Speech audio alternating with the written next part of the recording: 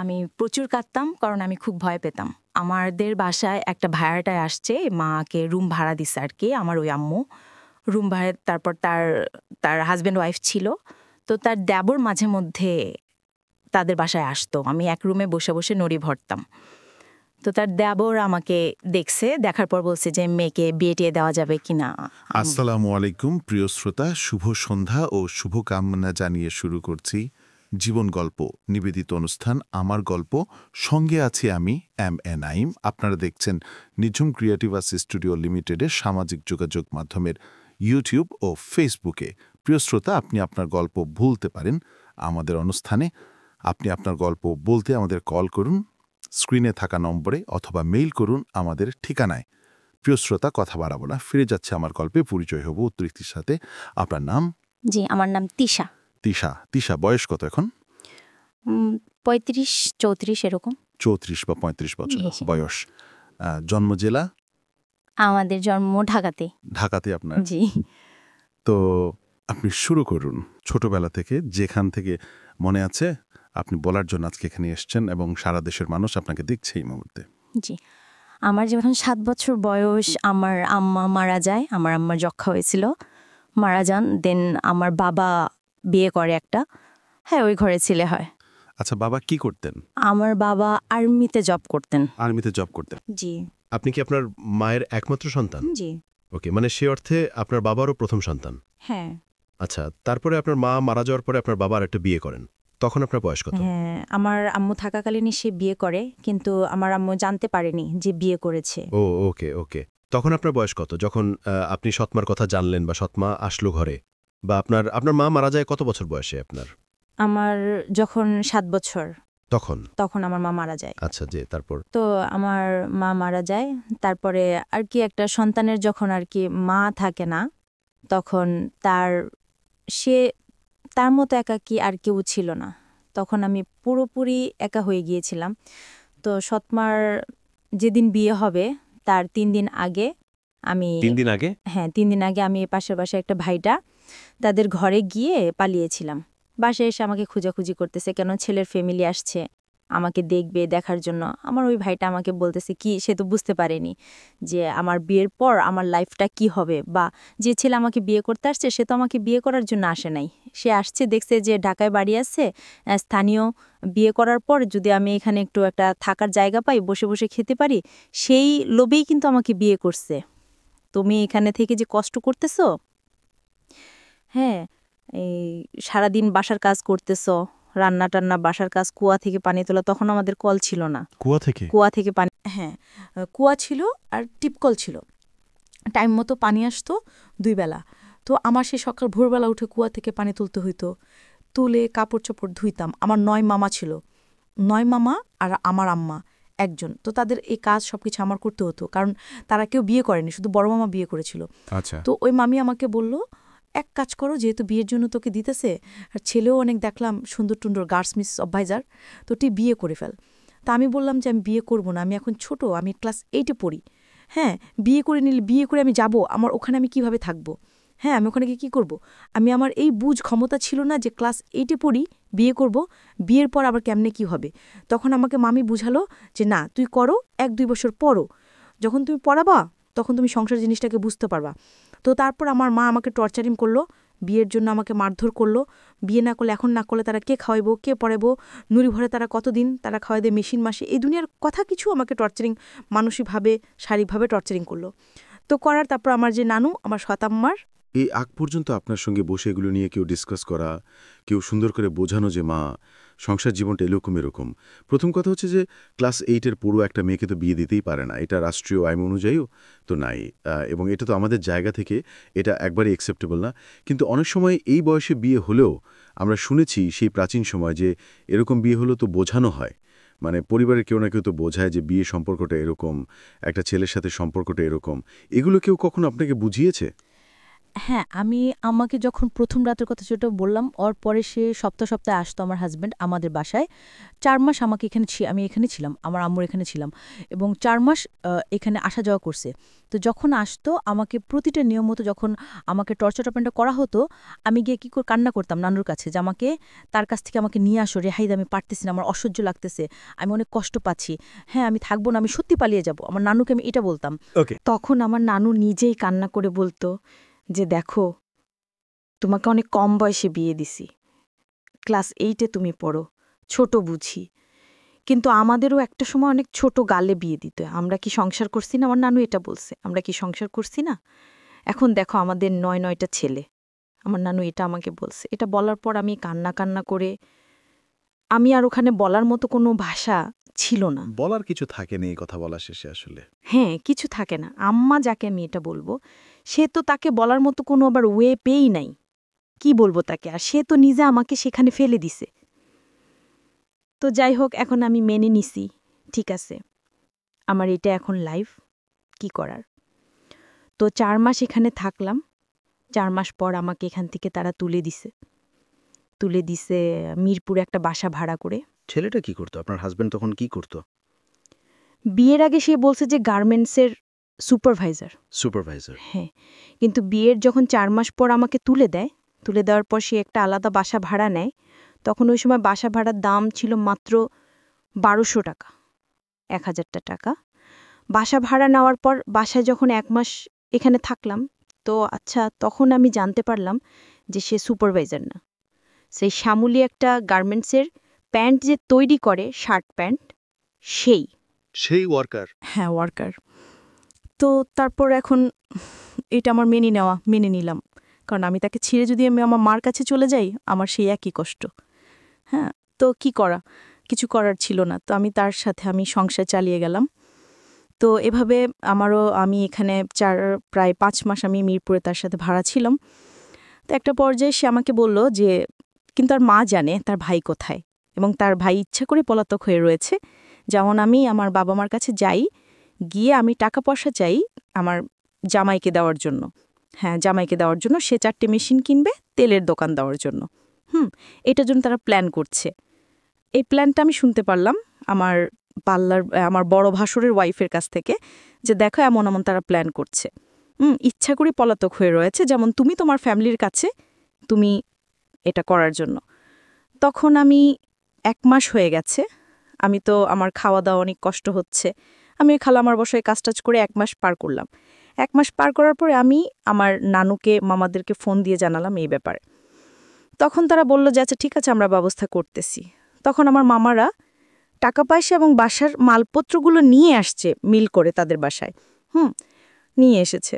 তো আমি আবার তাদের বাসায় চলে আসলাম। চলে আসার পর এখন দিন যাচ্ছে, দিনে দিনে পর দিন আমার ১ দিন ২ দিন ৩ দিন আমার মা তো আমার প্রতি প্রচণ্ড আর কি ঝগড়া, টর্চারিং, দুনিয়ার কথা গালাগালি করতেছে আমারে। জামাই ভাত খাইতে পারলাম না।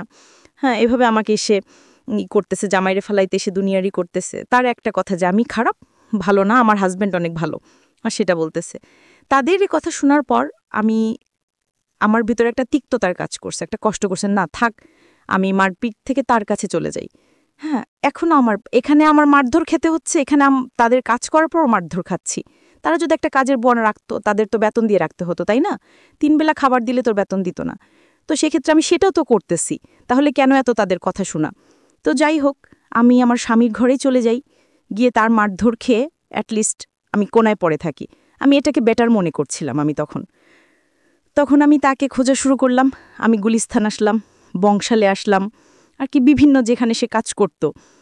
আমি করে করে আমি ভেরি ডেঞ্জার পিরিয়ড। বলেন তারপর? তো আমাকে একটা মৃত্যু হতে পারে। হ্যাঁ, আমাকে যে ডাক্তারের কাছে সে ওই খালা নিয়ে গেল এবং তার টাকা দিয়ে সে আমাকে টেস্ট করায়, দেখলো যে আমি কনসেপ্ট। তো আমার হাজব্যান্ড রাতে আসলাম, তাকে বললাম এটা। হ্যাঁ, সে আমাকে বলছে বাচ্চা নষ্ট করার জন্য। বাচ্চা রাখবে না সে? রাখবে না, নষ্ট করার জন্য। আপনার এই বাচ্চাই সেই বাচ্চা? জি। ও জানে এই গল্পগুলো? সব জানে? ওকে, বলেন তারপর। তো আমার হাজব্যান্ড বাচ্চা নিবে না। তো এই নিয়ে রাত্র অনেক ঝড়গাঝাটি হয়েছে এবং সে আমাকে মারছে। ঝাড়ু ছিল আমার পাশেই, ঝাড়ু দিয়ে কথায় গায়ে হাত তুলতো? হ্যাঁ, কথা ঝাড়ু দিয়ে বাইরে দিছে বাচ্চা নষ্ট করার জন্য এনতেন। তো সকালে হয়েছে ওই ভাইটা খালামাকে বললাম, তারাও পাশ দিয়েছিল। ওই খালামা অনেকে আদৌ করতো, ভালো মন্দ যাই রান্না করতো। সে আমাকে তো দেখা যায় আমাকে না খেয়ে রাখতো, আমাকে দিত, আমি তার বাসায় গিয়ে খাওয়া দাওয়া করতাম। তো খালা বলল যে ওকে তুই বাচ্চাটা নাও, তোমার যদি কষ্ট হয় ঠিক আছে, বয়স কম, কষ্ট হয় তুমি নাও।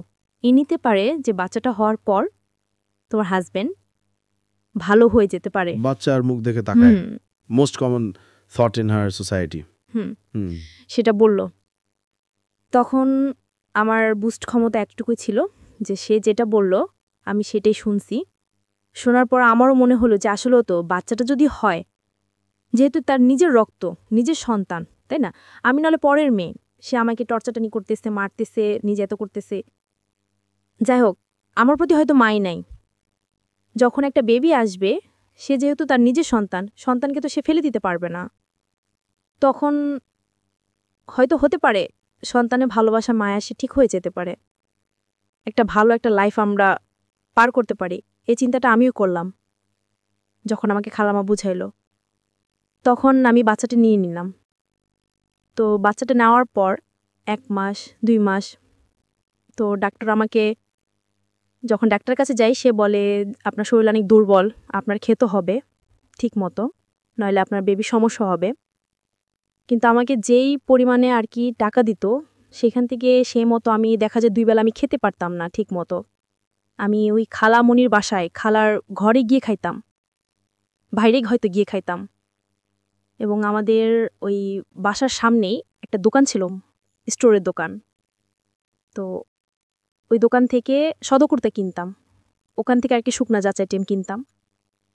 100 টাকার মধ্যে সব কিছু কেনাকাটা করে রান্না করতাম। তো সে, তার ছোট বোন ছিল, ক্যান্সারে মারা গেছে। তার ছোট বোন নাকি দেখতে সেম আমার মতো, আর কি ওই ভাইয়া বলতো। তো সেই জন্য সে আমাকে অনেক আদর করত। যখন সে দেখতে পারলো যে আমি কনসেপ্ট করছি, আমার বেবি পেটে 4 মাস, তখন আমাকে আমার চেহারা শোনা শুরু করলো খাওয়া দাওয়ার অভাবে। এক পর্যায়ে পুরো শরীর আমার ক্যালসিয়াম নষ্ট হয়ে গেছে।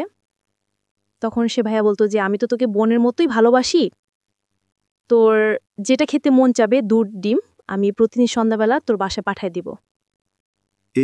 এই কি ছিল আপনার পাশের এলাকা? হ্যাঁ, দোকানে, স্টোরের দোকানে। ও, ওনার দোকান ছিল? হ্যাঁ। আচ্ছা আচ্ছা। হ্যাঁ, এই তো পানির ট্যাঙ্কি। হ্যাঁ, ট্যাঙ্কির ওপাশে আমার একটা রুম ছিল। আচ্ছা। হ্যাঁ, আমি রুম থেকে বের হয়ে ট্যাঙ্কিটা পার হয়ে নিচে নামতাম। আচ্ছা আচ্ছা। নামি আমার সামনে আরও কয়েকটা ভাড়াটিয়া রুম ছিল, রান্নাঘর ছিল, আর পাশে গোসলখানা ছিল, ট্যাঙ্কির ওপাশে, হাতে বাম দিকে এইভাবে। তো আমি যখন তাদেরকে ভাত খাওয়াচ্ছি, আর কিটুক ভাত পড়তেছে, তখন আমার বাচ্চাকে আমি ভিতরে এক রুমে বসায়ে আমি খেলনা দিয়ে করতেছি যে খেলতেছে। ওই সময় আমার মামা আসছে আমার বাচ্চাটাকে নেওয়ার জন্য, কোলে করে নিয়ে বাইরে ঘোরাতে নিয়ে যাবে আর কি। তো ও খুব একটু সুন্দর টুন্দর ছিল, বিকালে হলে নিয়ে যেত। তা আমার মামার জানতো না যে আমি এরকম রান্না টান্না করে সবাইকে খাওয়াই, বা আমার জামাইয়ের এই সমস্যা। কারণ আমি তো তাদেরকে তো সমস্যা অনেকবারই বলছি, তারা আমার কোনো হেল্প করেনি, আমি কি করব? হ্যাঁ, তো এজন্য আমি আর তাদেরকে আর কোনো কিছু বলি নাই। আমি আমার মতো করে আমি আমার বাচ্চাটাকে আমি ফিরছি। এই তো আমার এইভাবে আমার 3টা বছর পার হয়ে গেল আমার এই কর্মজীবন করতে করতে। এই 3 বছরে আপনার হাজবেন্ডের সাপোর্ট কেমন ছিল? না, ও আর ছিল না, ওর আর কোনো তুরতুরা জেগে আজকে চলাচলের বাসের সাথেই স্কুল ছিল। তো এরই মধ্যে হঠাৎ করে আমার রং নাম্বার একটা ফোন আসলো দেশের বাড়ি থেকে। আচ্ছা, ফোন আসলো, আমি রিসিভ করলাম। কে, আপনি কাকে চান? তখন কি হাজবেন্ডের সঙ্গে সম্পর্কে একেবারেই নাই, কোনো যোগাযোগই নাই। মানে কোনো যোগাযোগ নাই? না, ডিভোর্স হয়নি, কিন্তু কোনো যোগাযোগই নাই? কোনো যোগাযোগই না। আমি তো একটা পর্যায়ে বুঝলাম যে সে মারা গেছে। ও, এরকমই। আমি যেহেতু 1 মাস পুরা লাফাতে, কারণ সে তার বাচ্চার জন্য একদিন আসবে দেখা করার জন্য, যে দেখি আমার বাচ্চাটার কথা বলেছে কেমন। এই যে সে যে বাচ্চাকে 3 মাস বয়সে রেখে গেছে, এরপর তার কোনো খবর নেই। তা আমি ভাবছি সে হয়তো মারাই গেছে। আপনি নিজে থেকে খোঁজ করেন নাই কোথাও? আমি নিজে থেকে এই জন্য খোঁজ করি নাই যে সে তো আমার বাচ্চাকে দেখবে না, আমাকে টর্চার নিয়ে করবে। আমি যদি মারা যাই আমার বাচ্চার কি হবে? আচ্ছা, ওকে, যাই হোক, তারপর যেটাই হোক না কেন ওনাদের মধ্যে যোগাযোগ ছিল না। 3 বছর যখন বাচ্চার বয়স, তার মানে আপনি এটা বুঝেন যে প্রায় 250 থেকে 3 বছর ওনাদের মধ্যে কোনো কমিউনিকেশন নেই। হ্যাঁ, বলেন তারপরে। তো তো তখন আমি ওই রং নাম্বার থেকে ফোন আসছে। ফোন আসার পর তার সাথে আমি কথা বললাম। তো আমি বললাম, আপনাকে চেনা হয়? কথা বলার পর সে বলল, আপনার কি ফেসবুক আছে কি না? তখন আমি বললাম, আমার তো ফেসবুক ওয়েস্ট বয়সে আমি তো ফেসবুক চালাবো, আমার তো বাটনে মোবাইল। হ্যাঁ। তখন সে বলল যে, আচ্ছা আমি একটা নাম দিয়ে আপনাকে ফেসবুক খুলে দেই, আপনি আমার সাথে কথাও যাচ্ছে, আছে করেন, আমরা পরিচয় হই। তো তখন ও সুদীপ থাকতো দাম্মামে। দাম্মাম। হ্যাঁ, দামামে থাকতো সুদীপ। তো আমি যে তার সাথে ফেসবুকে কথা বলবো কি দিয়া, আমার তো কিছু ছিল না তখন।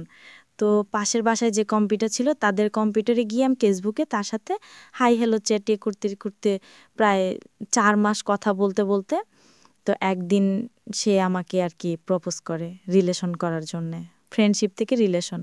তখন আমি বললাম যে আমার তো সব কিছুই তুমি জানো, আমার বাচ্চা আছে, একটা বাচ্চা বয়স 3 বছর, আমি ম্যারিড, আমার হাজব্যান্ড কিন্তু মারা যায় নাই, মারা গিয়েছে কিনা সেটা জানি না। তো আমি কিভাবে আমি রিলেশন করবো, আর আমার বাচ্চা দেখে তোমার ফ্যামিলি কখনো মেনে নেবে না, আমার বন্ধু আছে, বন্ধুই থাকি। আমি এটা বললাম। তারপর ও বলল যে না, হ্যাঁ এই বাচ্চা আমার। ও বলল যে এই বাচ্চা আমার, আমি এখন দিকে ওর বাবা। হ্যাঁ, তুমি ওকে বলবা যে তোমার বাবা বিদেশে থাকতো, আমি যখন দেশে আসবো তখন পুষা দিবা যে তোমার বাবা এটা। আমাকে ও বলছে। আমি বললাম যে এটা হয় না। ও বলছে যে হ্যাঁ আমি এটাই করবো, আমি সব কিছু জেনে তোমার সাথে আমি সম্পর্ক। তারপর থেকে যে আমাকে সে মেমন, আমি তখন ফেসবুক সব বন্ধ করে দিছি যেন যোগাযোগ না করতে পারে আমার সাথে। দেখি সে মেমনরা ফোন দিতেছে করে প্রায় 1 মাস ফোনের উপর ফোন আমাকে করছে। তখন আমি নিজেকে একটু সুযোগ দিলাম যে দেখি আউট হয়ে গেছে। তখন ওই বাস্তবতা সামনে আসলো। বাস্তবতা সামনে এসে যখন ও লজ্জা পাচ্ছে সবার কাছ থেকে, তখন আমি তখন ঢাকায়, তখন আমাকে ফোন দিয়ে বলল, তোমাকে অনেক ভালোবাসি, তুমি একটা কাজ করবা। আমি কয় তুমি আমার উপর বিশ্বাস করে তুমি দেশে যাও। আমি বললাম কেন? কিন্তু আমাকে যে দেশে পাঠাচ্ছে ওর ফ্যামিলি কথা শুনে ওরা প্ল্যান করে রাখছে আমাকে দিয়ে ডিভোর্স দেওয়া হবে, একটা খালি স্ট্যাম্পেলের সিগনেচার দেওয়া হবে। হ্যাঁ, প্লেন করছে, এটা আমি জানি না, এটা আমার হাজব্যান্ডের সাথে কথা বলে সব কিছু। আর এখন আমার হাজব্যান্ড যেমন সবসময় বলে আমি তো ডিভোর্স দিব না, তাই না? এই জন্য আমাকে মিথ্যা তথ্য বলা যে তুমি দেশে যাও। দেশে গিয়ে যেহেতু আমার মা সব জানিয়ে গেছে সব কিছু, তুমি গিয়ে যে অবস্থা আমি ছুঁয়ে দিয়ে দিছি, এখন তুমি আমার কাছ থেকে রেহাই। তবে একটা কথা বলি যে তোমাকে আমি বিশ্বাস করছি, তুমি আমার জন্য করছো, আমার বাচ্চার জন্য করছো 18 বছর, শুধু এর জন্য এদিকে তাকায়া আমি তোমাকে আমার দিক দিয়ে মুক্তি দিলাম।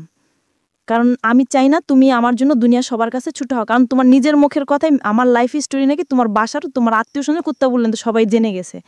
হ্যাঁ, তো সেক্ষেত্রে তুমি পারো না, যেহেতু তুমি সুইসাইড করে মারা যাও তোমার নিজের মুখের কথাই।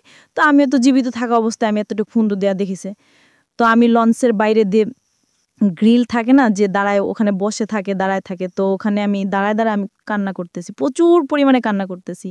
আর যে কি হইলো আমার এই লাইফ, এগুলা হচ্ছে কি আমি একটা আশা করলাম, একজনকে লাভ করলাম, মেয়েটাই মনে হয় হয়তো আমার জন্মতে ফার্স্ট ভালোবাসা, ফার্স্ট বিয়েটা আমার মতে, ওইটা তো আমার অন্য একটা পার্থক্য ছিল।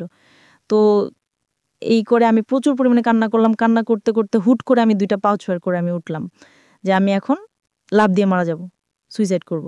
মানে আপনার প্ল্যান ছিল আপনি সুইসাইড করবেন? সুসাইড করব। আমি পারতেছিলাম না লুড নিতে, এত কষ্টে, এতই একটা মেল লাইফে কি হয়, তখন আমি লুড নিতে পারতেছি না।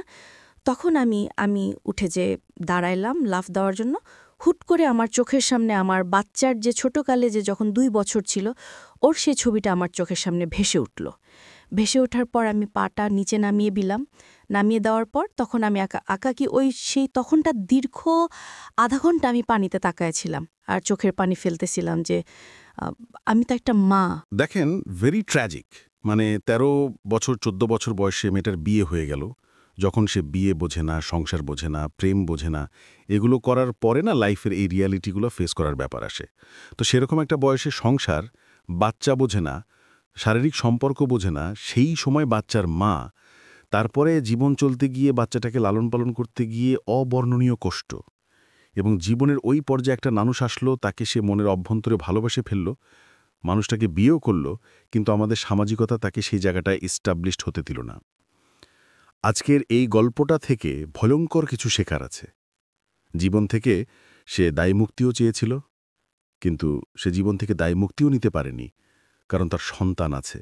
এটা একটা ভয়ঙ্কর রকমের একটা স্টোরি, এবং এই ভয়ঙ্কর আমি তো একটাও বলতে পারলাম না। স্টোরি, বাংলাদেশের অসংখ্য মেয়ে স্টোরি, এই একটা অ্যাঙ্গেল অনেক মেয়ের মধ্যে খুঁজে পাওয়া যাবে।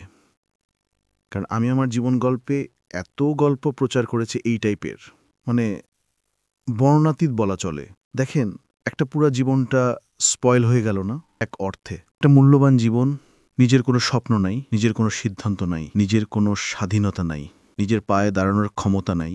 কিন্তু এই ভদ্রমহিলা তার নিজের জীবনটাকে নিজের মতো করে গড়তে পারত যদি একটা জায়গায় আমরা কোনো কম্প্রোমাইজ না করতাম। এটা ছিল যে এক বিয়েকে ভেঙে আরেকটা বিয়ে করা দেখাশোনা করে, এবং একটা ছেলেকে একটা মেয়েকে রেখে দিয়ে সে আরেকটা ছেলেকে বিয়ে করল, এবং প্রতিটা জায়গাতেই তার নিজের কোনো সিদ্ধান্ত ছিল না। তার প্রথম সিদ্ধান্ত ছিল ঘরের সিদ্ধান্ত, দ্বিতীয় সিদ্ধান্ত ছিল খুব খারাপ পরিণতি হলো কোনো নাম বলা যাবে না, তাই না? প্রিয় শ্রোতা, আমরা এতক্ষণ তিশার গল্প শুনছিলাম। তো প্রিয় শ্রোতা, আপনি আপনার গল্প বলতে পারেন আমাদের অনুষ্ঠানে। আপনি আপনার গল্প বলতে কল করুন স্ক্রিনে থাকা নম্বরে। প্রিয় শ্রোতা, এতক্ষণ আমাদের সাথে থাকার জন্য ধন্যবাদ জানিয়ে আজকের মতো এখানে বিদায় নিচ্ছি। আমি নাঈম। দেখা হবে অন্য কোনো আমার গল্পে। খোদা হাফেজ।